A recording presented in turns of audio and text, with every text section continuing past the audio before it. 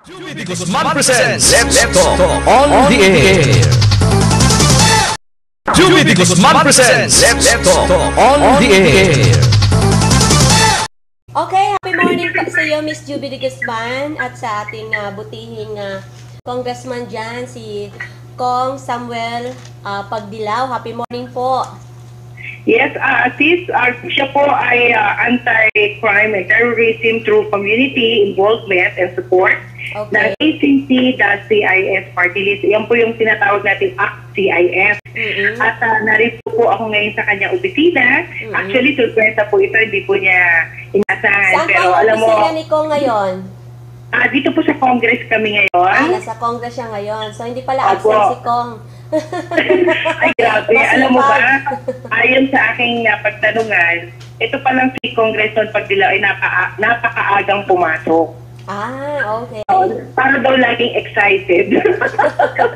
Excited magtrabaho. Kasi, alam mo, hindi rin niya inaasahan na ang dami niyang mga bisita kasi. At gusto niya na lahat ng oras ng pagdating dito sa opisina ay nakangiti. Siyempre, happy morning tayo, di ba, sis? Opo, happy morning po. At dapat talaga. Okay. At saka yung ating kinakausap or ating pinakikilala sa ating mga kababayan, yung talaga mga positibo, yung mga magagaling, yung pwedeng huwaran. Ultimo yung mga... Actually, personally, nung isang araw ko lang nakita si General Pagdilaw na nakausap ko siya one-on-one dahil noong una, nung siya po ay nasa kanyang dating posisyon pa, siya po ay sa Krami ko siya nakilala, no? Hindi ko po siya nakakausap, hindi ako makalapit sa kanya dahil napaka-limitado ng kanyang oras dahil sa dami rin ang ginagawa niya marahil. Pero this time, natuwa naman po ako.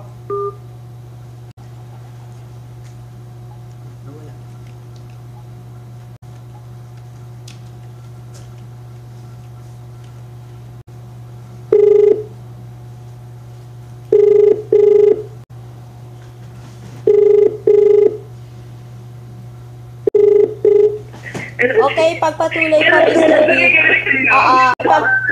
Ano lang, naputol. Ipagpatuloy, okay? Ipagpatuloy.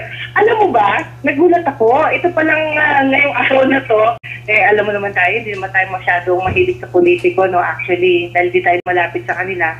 But then, natuwa ako kay Congressman kasi recess ang Congress ngayon, di ba? Alam mo naman yan. Opo. At usually kasi kapag recess ang Congress, wala kang mahagilap sa Congressman dito.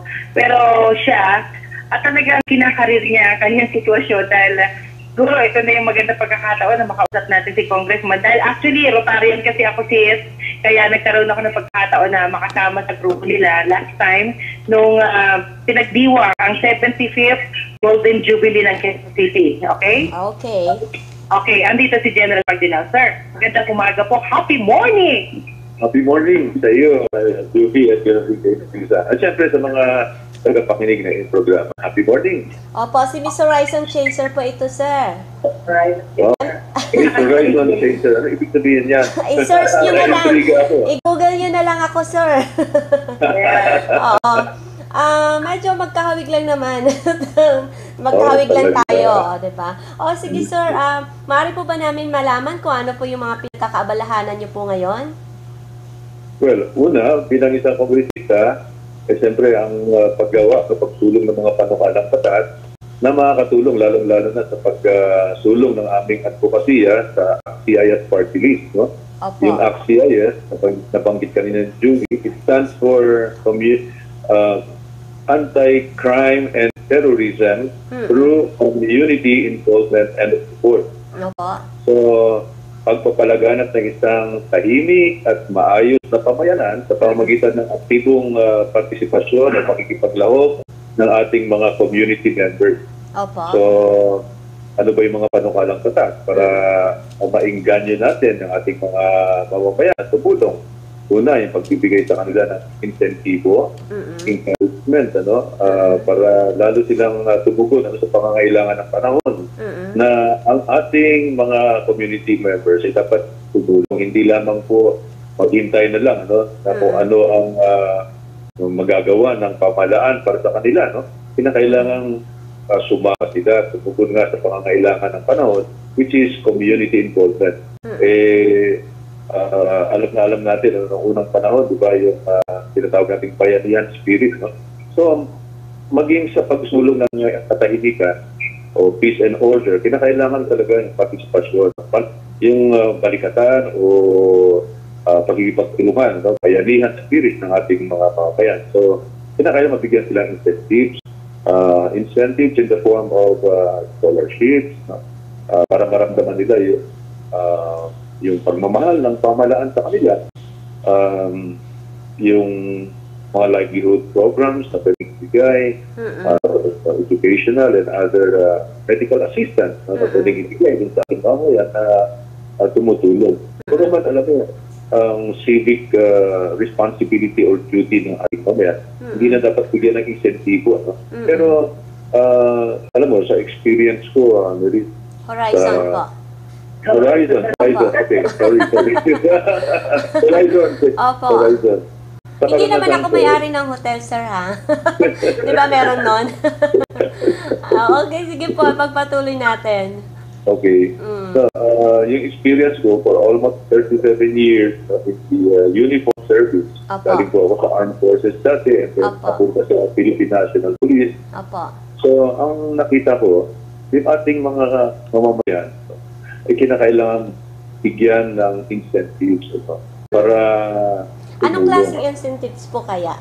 Yung magbigay po tayo ng mga halimbawa na medyo maitak naman sa ating mga kababayan. Kasi di ho ba sa ngayon, para bang ang mga kababayan natin, aminin po natin na general, na medyo takot ho yata sa ating mga kapulisan, mga tulad ninyo, general, instead po dapat na sila... Dati po. Nasa kongreso na po tayo ngayon. Kaya from law enforcer, naging lawmaker na po tayo. Ayun, So, katulad po ng nabanggit niyo, monetary incentives, magbigay ng kapuya, para naman dun sa katanungan, ano ka para sa akin yan? Kung kami tutulong, lalo pa kaming maabala dito. So, para po sa katanungan yan, merong monetary reward or incentive para po sa mga informasyon na ibibigay nila para matutas yung mga krimen, makakonsultan sila ng mga informasyon para po ikatatakip ng mga kriminal, mga suspects. So, bukod po sa monetary or money, or pera, kabuya, meron din pong mga medical benefits, educational benefits, livelihood. So, yung mga walang ginagawa, pwedeng tumutok sila dito at kapag-ugnayan sa inyo. Ano po, Jen? At parang ang ating mga kababayan na walang trabaho dyan, pwedeng maging pulis na rin sila sa sarili nila. Di ho ba? Ang gandang pakinggan nun. Ang mga kababayan natin, pulis na rin. Alam mo, Horizon, yung konsepto po ng the community is the police or the police is the community. Ibig sabihin, bawat mamayang Pilipino pwede maging pulis. Yung the concept of the community policing itself. Na ibig sabihin, police yourself. Para yung mga yung mga suspicious dyan, sila na mismo ang gagawa ng paraan para ito ay masumbong o maidala sa pulis kung talagang meron ginagawang paglabag sa ating batas. So yung mga pinagkakabala natin, yung pagsulong po ng mga panukalang batas na magbibigay ng higit pang incentive sa ating mamamayan. At to address yung pinasabi ko, what is it for me? Ano ba yung para sa akin? Makapadala ako. And the other reason bakit yung ating mamamayan hindi gasinong tumutulong ay yung factor ng takot, fear. Tama po. Weltahan tayo dito. Diba? So, isinusulong rin natin dito yung mas maganda pang witness protection program na talaga magbibigay ng protection dun sa mga kabayan natin na tatayong testigo o yung tutulong para lalong tubibay ang kaso laban dito sa mga masasamang loob. Opo, Jen, kasi itong mga nakaraang mga issue lang, yung mga malalaki, like yung kay Benson Evangelista case, yung kay Boy Evangelista. Ako po yung unang media, sir, na tumulong sa paghanap or nag-report na nawawala pa lang yung anak. Kaya lang, medyo nasira yata ang mga kapulisan doon or iba pa pong mga nasa batas, ano? Dahil nga po, yung suspect na nga, nakawala pa or napatay pa pala. Hindi nakawala si Bading. Napatay pa na nasa loob. Kaya medyo na ano ang ating mga kababayan na talaga mga bang safe, di ba? Kapag maging witness ang isa sa mga kababayan natin. Kaya maganda rin po pala yan. Opo. Oo, bigla ako natakot sa mga tinuran mo eh. Hindi, kasi maganda to kay Jen Pandilaw dahil mabura na yung agam-agam. Kasi alam mo, yung happy morning ko kasi, gusto kong matutukan natin yung, alam kong bakit ako interesado kay Congressman Pandilaw. Actually, nag-retire na siya kaya hindi na siya muna general, congressman na siya ngayon sis. Kaya nga maganda yung advocacy na yan para mabura sis yung mga nakaraan na mga anumang agam-agam natin mga kababayan tungkol doon sa mga issue dati na sis, alam mo, hindi nabigyan ng magandang protection. Oo, sis, kaya ayaw ko nang maalala kasi yan. Alam mo, medyo nakakalungkot nga kasi yung effort mo na pinaghirapan mo ay medyo, alam ko naman yung paghirap mo dyan. Kaya alam, baka malaman pa nila. Hindi, mabuti na lang si Jen na. Nandiyan na si Jen. Marami ka pang isumbong eh. Hindi, okay na yan si Kong. Kasi maganda yung advocacy niya, si Kong. Malaking bagay talaga yan. Kasi iba na ang panahon natin ngayon. Correct. Alam mo, may pagbabago. Mula nang nabago ngayon, ito na, take note. Mula nang nabago ngayon, ang pamunuan ng mga pulis, no? Masama daw yung kapulisan kasi parang ayaw ng ating ilang mga eksperto, huwag daw natin tawagin kapulisan. Ang mga pulis natin, no? Medyo kabaliktaran ng mga dating nangyari. Ngayon naman, puro parang nawawala na ito, na isa-isa na ang mga masasamang loob. Kasi kanina umaga ay mga ilan yung mga nahuli na mga kondapor na kung saan ay, alam mo, so nakikita ako sis, no? Okay. Minsan kasi may media mileage din kasi yan eh. Ang natututukan kasi puro hindi magandang nagagawa ng pulis. Hindi natin natututukan minsan yung totoong accomplishment sa Manila. Kasi actually, Chris, wala akong kilalang pulis, wala akong kaibigang pulis, pero sa nakita ko, marami ang halos magbuwis ng buhay na pulis. Pero bakit tila yata parang hindi sila napapansin? Paano naman yung mga pulis na napapatay? Katulad din yan sa atin ng mga media, di ba? Maraming tapat na media, maraming media rin na hindi nasusuhulan at ginagampanan ng tungkulin. So, ganun din sa kapulisan. Kaya nga, mabuti na lang na itatag natin itong happy morning mga katulad ni Kong Pagdilaw na dapat lang na mabura na sa kaisipan ng mga kababayan natin na hindi lahat ng mga kapulisan. Sis, under si General Pagdilaw, Congressman Pagdilaw ng ACT-CIS, ito kasi party list, no, na kung saan ay siya nga po yung namumuno at gusto natin siguro maging bahagi rin tayo dito. Sabi ko nga kay sir, pwede naman tayo magpamiyembro dito. Opo. Okay, andito si General para ma-highlight niya. Hindi, meron siyang explain. So ko naman dito sa kanyang ginagawa bilang isang governor ng District 3780, bilang isang Rotary International Governor. Narito si sir. Sige po, sir. Oh, thank you. Sa happy tayo. Happy na tayo. Okay. Balik tayo sa katanungan, anong pinagkakapalan ko? Bukod sa pagiging congressman, yung susulong, yung patukalang batas, mabalik lang tayo bago tayo lumipat sa ginagawa natin. Ang isa rin sa ginagawa natin is to empower yung ating pong law enforcement. Yun nga, maraming mga balita tungkol sa at mga puro-puro tungkol sa Philippine National Police. Ano po? Nangyayari ngayon, tumataas ang krimen. So ngayon, isa sa mga isinusulong natin dito ay yung modernization at saka reorganization ng Philippine National Police.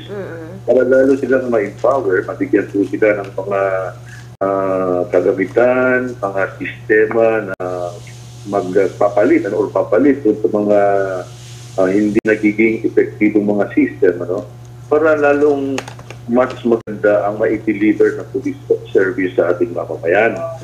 So, ngayon, kamukha nung disiplina, no? That's another issue, no? So, ano ba ang mga disciplinary mechanism para sa kanila? So, kinakailangang baguhin rin yan para yung mga pulis na nasa sangkot sa mga tuwid, ay maparusahan talaga. At yung maparusahan, without, of course, sacrificing yung due process.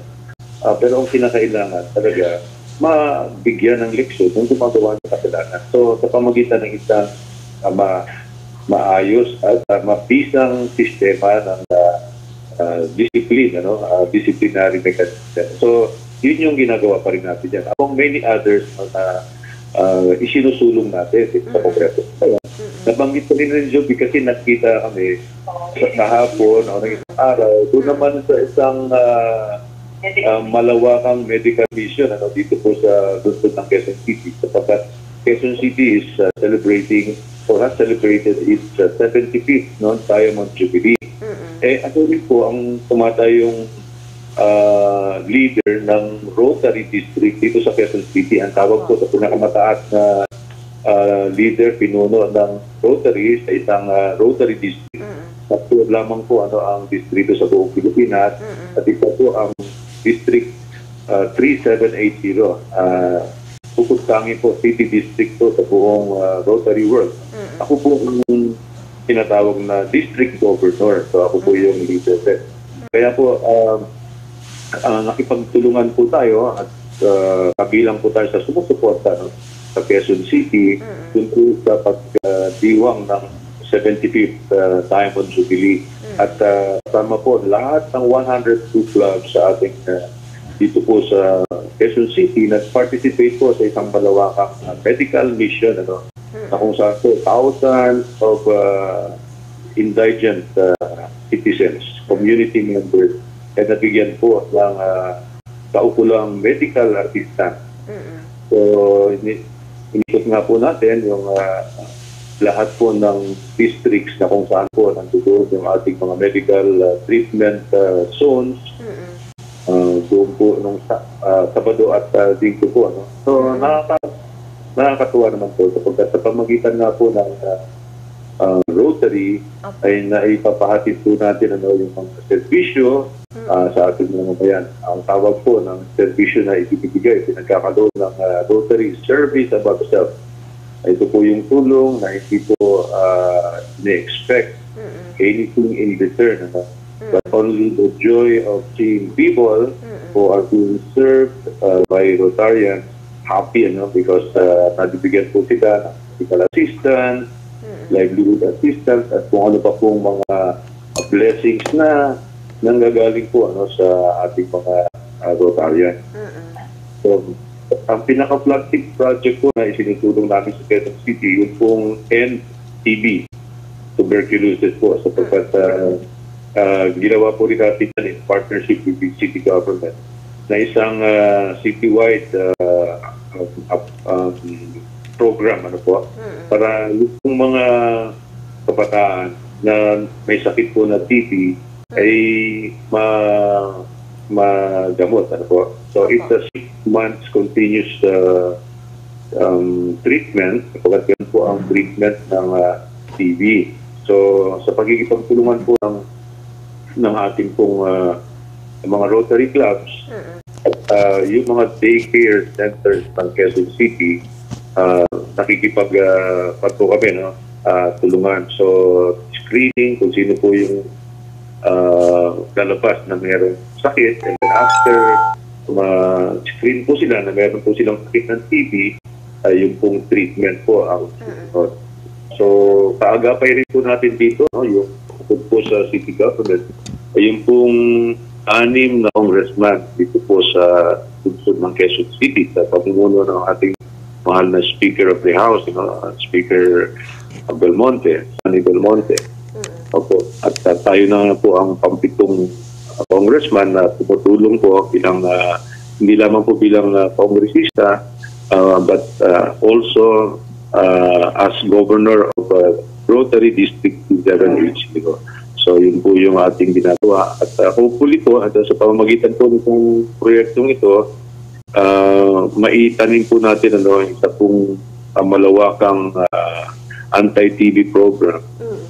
Ginagamot po yung mga kabataan. Okay. At dito rin po sa Kongreso, kasama ko po yung dalawa pang kongresista, Congresswoman Yap at Congresswoman Swan Singh, na nagsulong po na isang panukalang batas na maisama po yung treatment of children, isa pong komprehensibong treatment program para po maglaan ang pamahalaan natin ng pondo para po paggamot ng kabataan na meron pong sakit na TB. Yan. Okay. Jen, Hello, sis. Hello. Miss Oo, Jen. happy morning ulit, siyempre. Alam mo, sa totoo lang, napakaraming ginawa ni Congressman na hindi ko nababanggit pa sa'yo, no? Yung anti-TB program niya, na hindi ko rin ine-expect. Alam mo, pag kumalansing yung tenga ko that time, nung umattend ako ng Philippine College of Physicians, alam mo naman, ngayon yon, every Tuesday yon, no? Actually, hindi ako tumuloy doon at tumuloy na nga ako kay Congressman Pagdilaw dahil nakita natin yung inisyatibo niya at ng grupo ng Rotary International, kasama na rin ang grupo ng DOH, ba? Na tumutulong sila. Ano ba, ngayon lang ako nakakita na isang congressman na naghahanap siya ng mga bagay na makakapigil ng tuberculosis. Kaya nasabi nga niya, kahit daw wala tayong sakit, kailangan magpa-check tayo through the kindness of mga barangay health center. Sabi ko nga dito sa mga kapamilya rin natin, huwag nyo na hintayin na magkaroon kayo ng TB kasi alam mo naman yung sakit na yan. Hindi natin yan ini-expect pero dumadating yan minsan sa buhay natin, lalo na kung ang ating lugar ay polluted, di ba, sis? Oo. Ipagmalaki mo nga yung grupo mo ng architect kasi sinabi ko rin kay Congressman na pwede natin i-link si Congressman sa mga gawain ng architect dahil una-una, ito naman yung hawak mo. Ayan. Oo. Hindi, gusto ko lang din kunin yung opinion ni Congressman. Sige. Okay, balik kita sa kanya. Sige po. Sige po. Okay. Happy morning po muli kong Pagdilaw. Gusto kong kunin yung bagaman na medyo malayo-layo ito sa mga advokasya mo. Hinggil dito sa nalapit natin na ASEAN integration. So, meron bilang isang congressman po, ano pong masasabi niyo po rito sa atin kasi bahagi po ang Pilipinas dito sa ASEAN integration. So, sa tingin niyo po kaya may pag-asa tayo na makilala sa mundo? Opo naman. Maganda yung integration sapagkat alam niyo po, lumilit ang mundo natin.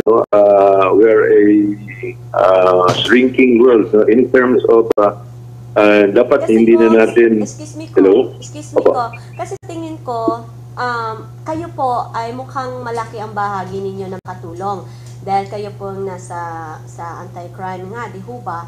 So, lalo na ngayon sa ibang bansa, sa Hong Kong, saan pa, na medyo naano tayo ng konti, no? Na-step down ng konti dahil sa mga crime na yan. So, sa ginagawa nyo po ngayon, pag yan po ay naipatupad o nagawa, napalinis, so malamang ay isa din yan na makakaangat yan sa ating bansa, at maraming mga turista uli ang magtitiwala sa atin, papasok sa atin dito.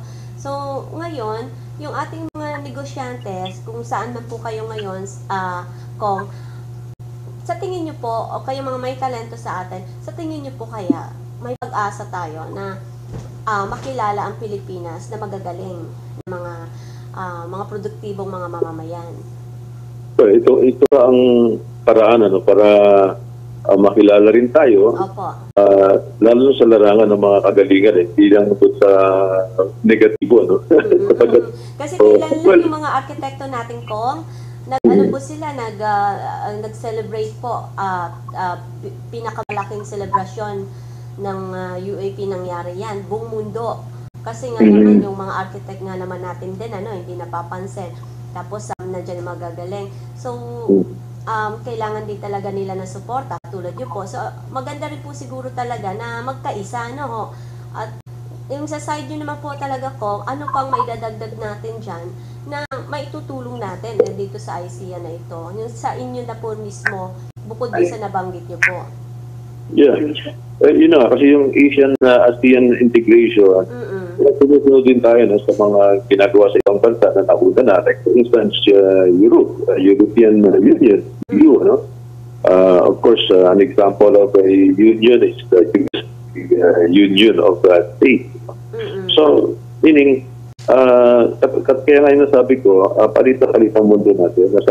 Yung mga boundaries natin are slowly disappearing, and it could already perhaps disappear. Like for instance, nabanggit ko yung Hello po. crimes, Apo. transnational crimes, meaning crimes kasi doesn't recognize any boundaries. Pwede siya tumawid, di ba? So, when you integrate, especially terrorism, and yan rin po ang isang advocacy natin, yung anti-terrorism, anti-crime. So, kailangan talaga integrated yung mga countries, yung kanilang pamamaraan, yung sharing of information, yung kanilang policing system.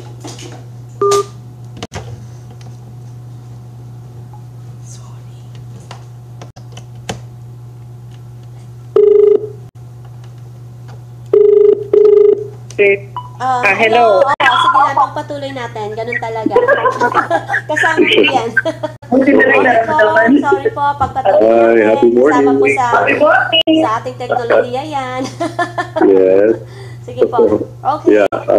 In terms of yung crime, kasi very important yung ma-solve natin o at least control natin yung crime because peace and order is isang bahagi na pagundad ng isang bansa, di ba? No? Isang region. Opo. Kung maraming krimen, mga investors ayaw pupunta para mag-invest ng kanilang negosyo, ng pera. Walang pumuntang mga turista dahil napakagulo. No? Pumasok ng mga estudyante to take care of our, or to take advantage of our educational system.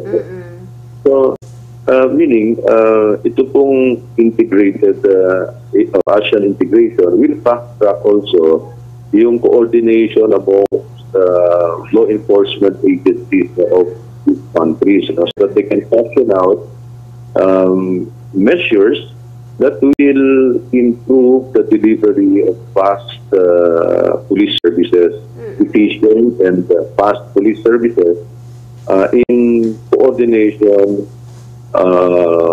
amongst countries. Kunyari, merong nangyari dun sa, for instance, sa Hong Kong or sa Singapore, merong information tungkol sa mga terrorist activities or plans. Na pwede agad itong maihayag o maibigay, maipasa sa iba't ibang mga ibang bansa, napaloob sa ASEAN group o ASEAN Union. At yun mabilis na ma-actionan. Diba? O ngayon, sa negosyo, ganun din, diba? Yung goods natin versus goods of others, siguro, ang kagandahan dyan, magkakaroon ng hindi lamang competition, but siguro, yung kunyari ikaw, Singapore, ano ba ang expertise mo? Ano ang magandang ginagawa mo in terms of your business? Ano mga produkto? Diba? Dapat siguro mag-usap-usap para lahat magtutulungan, hindi yung competition lang ng competition. So, isa sigurong paraan yan in terms of fast tracking and better flow of product through sa pag-uusap. Yung isa pa dyan, yung monetarial situation natin. Kinakailangan pa may isang currency lang. This is something that should be talked about also. No? So, yung banking system natin, yung bang restriction kinakailangan i-lift natin. So, iyan ay mapag-usapan sa isang ASEAN integration. So, meaning, itong mga bansa will be standing more of a cooperative institutions rather than there's so much competition, there's so much restriction, Okay. because we are actually a shrinking world. Kinakailangan natin siguro bawas-bawasan na yung napaka-taas na bakod natin at separate natin. No? Tama. Siguro ang titingnan natin. Of course, there are downsides as there are upsides, Pero we have to weigh we have to balance alin ba mas maganda para sa atin sa hinaharap. Okay. Yes. Okay, so maganda nga. Alam mo? Hindi mo nga pala alam. si Congressman Padilla ay isa ring abogado. So, ang napakaganda sa kanyang background. No? Dahil abogado siya, at least mas marami siyang alam sa mga legalidad at alam niya yung tamang direksyon. Kasi meron din naman tayong mga congressman na alam naman natin na wala pa dun sa punto na alam lahat ng batas, di ba? Opo. Kaya nga po, sabi ko, overwhelm ako kay Congressman. Saka daupang pala din natin kanyang buting may bahay kung saan very supportive naman dun sa Rotary. Kaya nga, para bang napakaswerte ko dahil sa tagal-tagal na pinangarap kong makausap ng one-on-one si Congressman, parang ngayon lang, no? Ngayon ko lang na nagkaroon ako ng pagkakataon kasi marami rin naman ako kaibigan iba o kakilala na congressman. Hanggang ngayon, hindi ko na nakita after election. Anyway, ganito naman yon. Ang maganda lang kay Congressman, tututukan nga daw niya yung kriminalidad na kung saan... Sang-ayon tayo dyan. Oo, alam naman natin ngayon kasi nagde-deputize na siya ng mga concerned citizen na kung saan ay binibigyan niya ng pagkakataon, yung mga willingness ng mga tao, di ba, Congressman? Hindi kasi siya nagpipilit, kundi yung mga tao na mismo ay nag-volunteer, kagaya ni Mariel at ni Eugene, na kasama natin dito, sila kasi hawak nila Mindoro naman, na kung saan, ito kasi yung magandang pagkakataon. Alam mo, nagpresenta na ako, na sumali tayo. Kasi una-una, yung police, Congressman pala, may tatanong ako kay Congressman, yung tungkol dito sa civilian, yung pag ang civilian ang nakakita ng masamang tao, citizen's arrest, ayan ang tawag doon. Congressman, hanggang saan ho ba yung limitasyon na pwede namin gawin? Kasi po, if in case, halimbawa, yung masamang tao pumasok. Saan makontak? Saan pwedeng tumawag na alam nating safe? Na alam natin na makakarating. Kaya mo sis, kasi gagawa tayo ng information campaign sa ngalan ni Congressman Pagdilaw kasi voluntaryo natin gagawin to whether he like it or not. Kailangan ikalat natin yung magandang ginagawa niya. At saka hindi lang yan, natutuwa ako kasi partner din niya ang UNTV sa pagpapakalat ng magandang balita kasi alam mo, ito yung kailangan natin tulungan natin ng gobyerno natin, hindi parang lagi natin binababa yung ating level. Alam mo, Congressman, sa ibang bansa kasi nalulungkot ako kasi Pilipino rin tayo Bakit maraming mga Pilipino ang tila ba crab mentality na imbis iangat tayo, lalo tayong binababa. So siguro, Horizon, pagtulungan natin ni Congressman at kung ano pa yung dagdag na tanong mo, ay lubos-lubusin mo na dahil tayo aalis at may bisita pa siya sa labas. Siguro bigay natin yung pagkakataon na masabi niya yung final say niya at invitation na rin para sa lahat ng mga kababayan natin. Dahil gusto ko nga malaman paano ba ang do's and don'ts ng citizen's arrest. Kailangan alam natin yan. Sige po, ipagpatuloy ni Congressman kung ano pa po yung sige po pakisuyo na lang ipapatuloy pa para ma-highlights talaga ng ating mga kababayan kung ano po talaga yung ating dapat gawin sa panahon natin ngayon. Or maitutulong pa ng ating mga kababayan. At kami na rin mga mamamahayag. So, alam mo, yung citizen's arrest, yun ang tinatawag doon sa pag-aresto ng isang tao without a warrant of arrest. Okay. Ito'y pwedeng gawin ng civilian. At ganoon din ng mga alagad ng batas. So, hindi naman po lalabag yun sa human rights.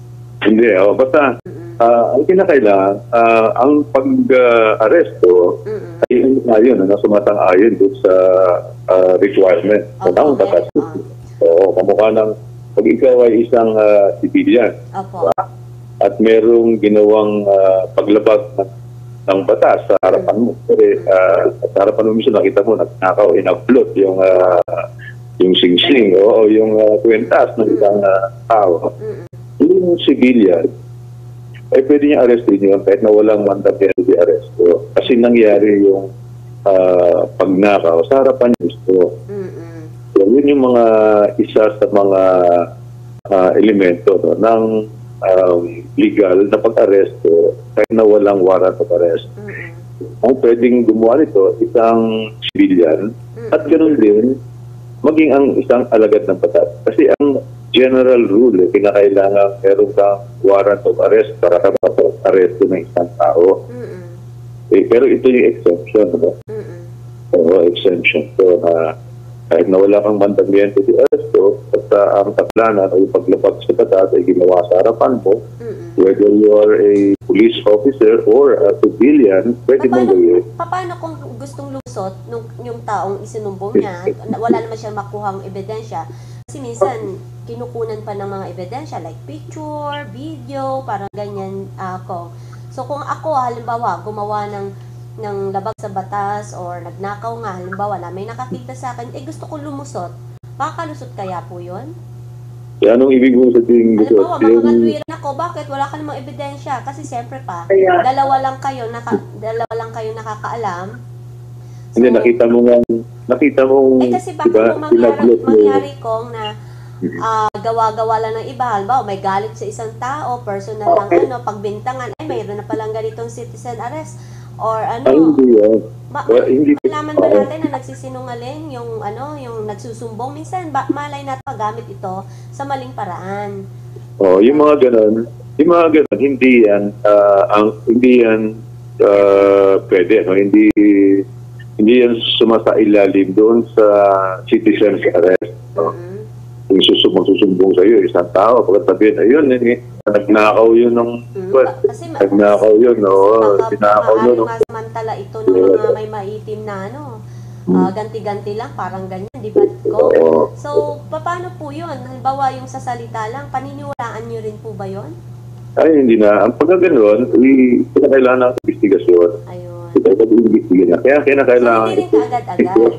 Hindi. Oo, kasi ang citizen's arrest, isa nga yun sa mga sinasabi nating condition, yung mismong pagnanakaw, sa harapan ng arrest, yung ma-arresto.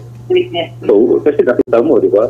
Binablot nung magnanakaw yung kwenta ng biktima. Tapos, nakita mo, pwede mo hulihin na kagad.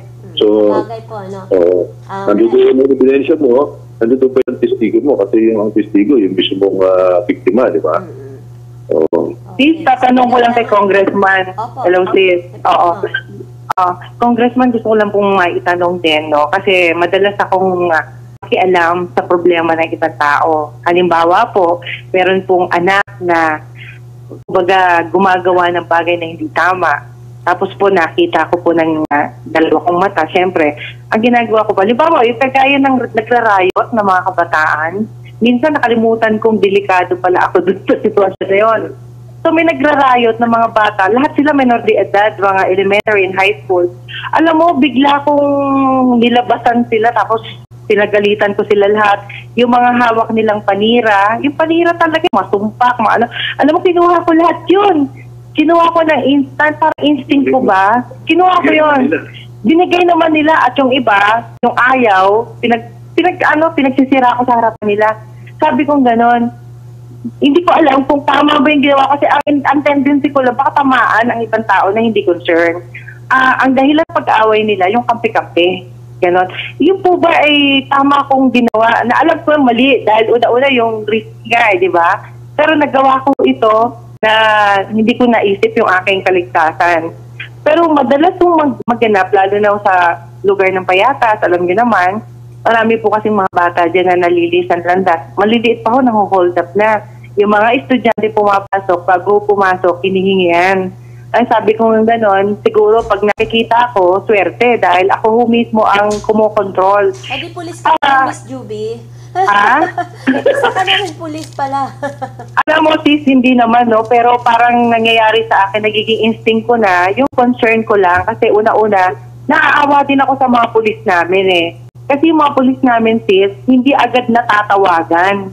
Ang lagi kong pinapaalala sa mga tao, tawagan nyo agad yung mga men in uniform para makakomplete. Kasi nangyayari, parang naghihintay lang sila na may darating. Which is mali, di ba? Parang sa sunog din yan eh. Hihintayin mo lumaki yung sunog sa aking tatawag ng bumbero. Ang expectation pala ng ibang tao, may darating ka agad. Kaya ngayon, gusto ko tanong kay Kong, ano ba ang dapat kong gawin since na madalas na ho nangyayari? Meron nung nagrarayot ng mga kabataan, mismo sa harap ng bahay namin, nagtitirahan sila. Tapos may mga matatanda rin doon sa labas, pero hindi siya nakikialam. So ano po ba yung, siguro yung maayos na magagawa ko in behalf din ng inyong grupo dahil ito po yung maganda. Oo, exactly. Maganda kasi itong maging inspirasyon natin ang ACT-CIS Party List dahil sila ho mismo ang gumaganap ng ganitong tungkulin. Oo, tama naman yung ginawa mo kasi una, yun ang tinatawag na nating pwedeng sumailalim sa pwede na city service o arrest. So, merong violation na nakikita. Opo, may Ikaw mismo. So, kung kaya mong arrestin, katulad na banggit mo, big naman ako sa'yo, nagawa mo yun. Pagkatapos, ng kapa. So, ibig sabihin, sumunod naman sila, no? Bilang nakakatanda sa kanila, pero hindi ka naman mukhang matanda na. Pero ando pa rin yung respeto nila dito. So, sa ganun, pwede mong gawin yung citizen's arrest, na pwede mo after ginawa ko yun, pwede mo silang ibigay sa o dali sa barangay o kundi sa pulis, no? Pero mga kabataan, diba? Meron din proseso dyan dahil meron tayong juvenile justice law, no? Nakukuhaan yung mga kabataan, meron yung klaseng treatment dyan. Pero by and large, sinasabi natin, bilang nakakatanda, yun ang gusto natin sa ating mga citizens. They will involve or will do something rather than not doing something. Sabi nga ni Edmund Burke na it is enough for good men to do nothing, for evil to triumph. So pag ganun yung ginagawa ng ating mga citizens, maganda because they're involved. Now, of course, kailangan maging practical din tayo. No? It will endanger ourselves. Huwag naman tayong basta-basta lang. No? Huwag yung puro tapang na lang. Mag-isip rin tayo. No? Tama. Paano ba ang dapat gawin? I-report natin sa mga pulis, no? Or sa mga barangay authorities. Para sila ang tumugon sa sitwasyon. Sapagkat ang mga pulis rin, alam mo, sa dami rin ng mga ginagawa niyan, sa dami rin ng mga... Ano ba yung bilang na ating kapulisan po pala ngayon? Pagkakaalam ko, 114, no? But that was the last time. The last time when I was still in the service, yes, 140,000. 140? 140. 140.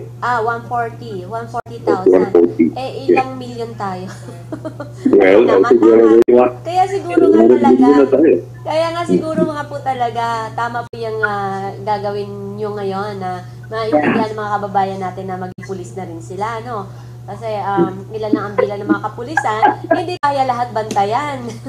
Yes. Okay. Sige po, pagpatuloy natin. Yeah, that's why ang philosophy na angkop sa atin ngayon dahil sa kulangan ng pulis, tuwagan nga ng panahon, ay yung greater involvement ng ating mga mamamayan.